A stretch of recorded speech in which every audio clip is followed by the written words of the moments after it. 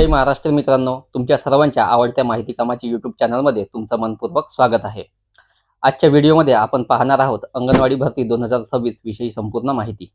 यामध्ये आपण जाणून घेणार आहोत कोणकोणते पदे आहेत, शैक्षणिक पात्रता काय आहे, वयोमर्यादा किती आहे, अर्ज कसा करायचा, पगार किती मिळणार आणि आवश्यक कागदपत्रे कोणती लागणार, म्हणून व्हिडिओ शेवटपर्यंत नक्की पहा।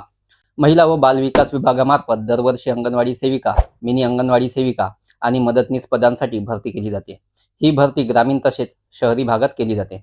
विशेष म्हणजे महिलांसाठी ही एक चांगली सरकारी नोकरीची संधी मानली जाते। यामध्ये कोणकोणती पदे उपलब्ध आहेत, शैक्षणिक पात्रता काय पाहिजे ते बघूया। पहिले पद आहे अंगणवाडी सेविका आणि यासाठी शैक्षणिक पात्रता ही किमान 12वी पास असणे आवश्यक आहे। दुसरे पद आहे अंगणवाडी मदतनीस ताई आणि यासाठी शैक्षणिक पात्रता ही किमान 8वी ते 10वी पास असणे आवश्यक आहे।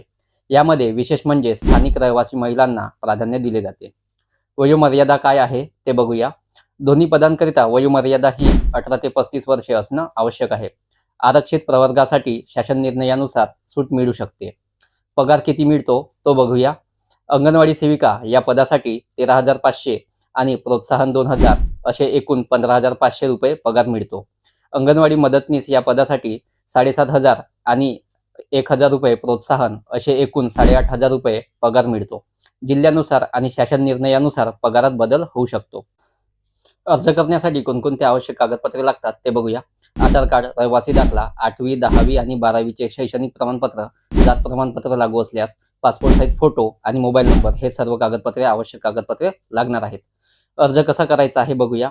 अर्ज प्रक्रिया ऑफलाईन आणि ऑनलाईन दोन्ही पद्धतीने करू शकता। ऑफलाईन पद्धत कशी आहे बघा।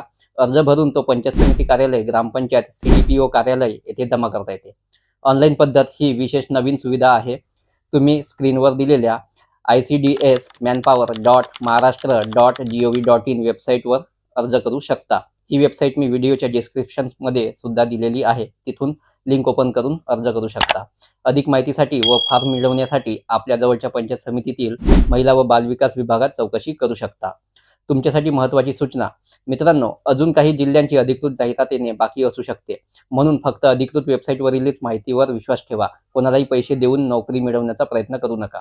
जर तुम्हाला अशीच सरकारी योजना, सरकारी नोकरी आणि भरतीविषयी माहिती हवी असेल तर आपल्या माहिती कामाच्या चॅनलला लगेच सबस्क्राईब करा। व्हिडिओ आवडला असेल तर लाईक करा, शेअर करा आणि कमेंट करून नक्की सांगा। धन्यवाद। जय महाराष्ट्र।